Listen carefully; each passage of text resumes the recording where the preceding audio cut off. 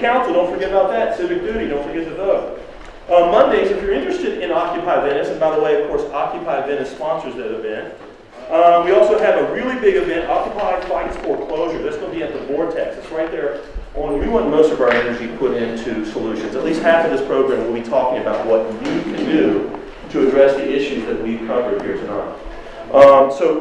Speaking to that, these are all gardening events. These are all opportunities for you to learn how to garden right here. So we'd like you to support the Venice Learning Garden. They're a big part of what we do. Occupy Venice has their own plot there. They're fantastic folks. It's a great garden. It's a great place to learn more about gardening. So the Soviet Union collapses, and of course what happens? Shipments to Cuba, specifically oil, cease. So almost overnight, they went to a post-carbon world. How did Cuba deal with it? How are they different than us?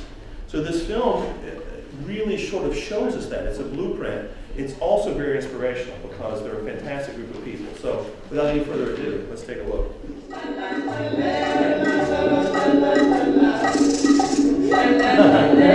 But if I say in the United States, people, we must stop off all the lights because we need, everybody say, why? If I pay. The problem is we must change how we think. What we must know is that the world is changing, and we must change the way we saw the world. And one of the things we need is more friendship, more love, because we have only one world. The world is only one, and it's for all of us.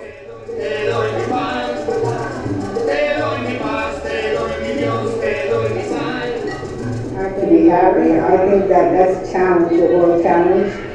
Cuba has modest experience that maybe some other people could learn from, and I think it will be a time for sharing, a time for cooperation, and a time for more solidarity and for working together.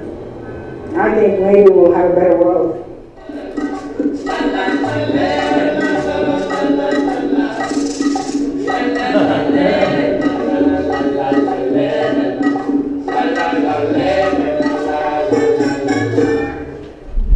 Take those lights up, Neil. All the way. Thank you.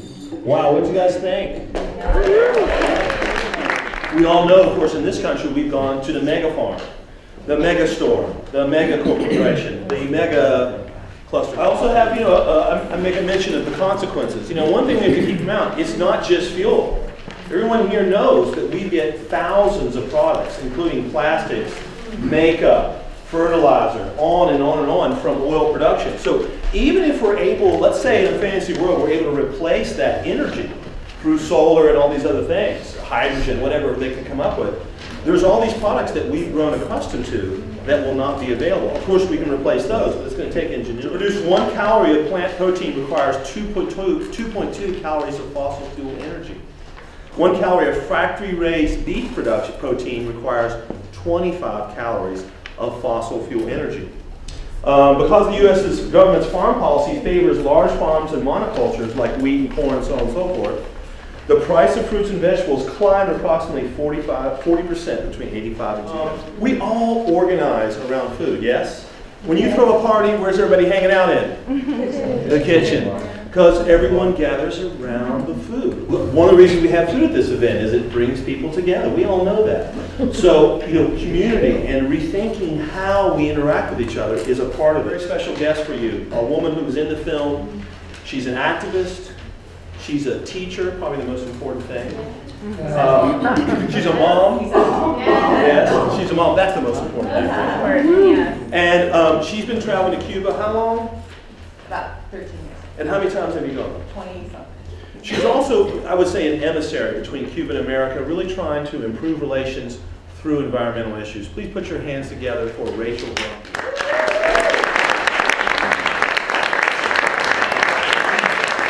Okay, so I've been taking notes during the film, and I'd like to just kind of go through those notes and then take any questions you might have about it.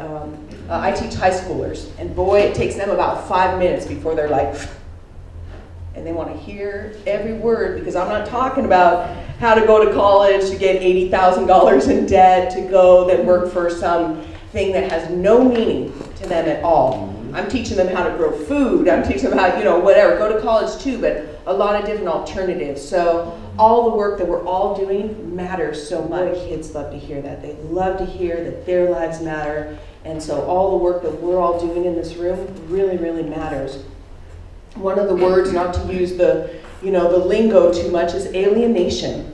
One of the biggest problems in this society and capitalism, and you know, you can read it in the books, right, is alienation. So the only species that have been able to kind of go outside of those legal boundaries of ecology, we're the only ones that are able to put a false energy input into our ecological equation. And so for me, that's what's screwing us up, is too much energy. It's not where do we find more. We have too damn much energy. I think it's making us violent. I think it's making us separate from one another. I think it's making us unrealistic. The whole thing, and definitely violence is in there too. So, but it's the concept of embedded energy. And we need to start talking to people about, and you had mentioned it, it's that every product that's man-made has energy, that you can actually quantify the amount of fossil fuels used to make that, that thing. So for example, a tin can, you know, aluminum can of whatever product, it had to be mined, it had to be produced, it had to be distributed, it had to be consumed, all of that, and you can quantify. So it's called embedded energy. Someone was talking about bioremediation of the soil. I call it building soil. We need to just build soil wherever we are and just stop apologizing for it. So, and why is urban farming so important? Because it's where we live. You know, it's where we live, and we need to. Right now, when we eat our food, it travels 1,500 miles to get to us. That's ridiculous. You give your email, and I'll be able to tell you guys. I'll be able to reach you guys with information about our next event. Also, of course, we have our donation jar, which you will feel.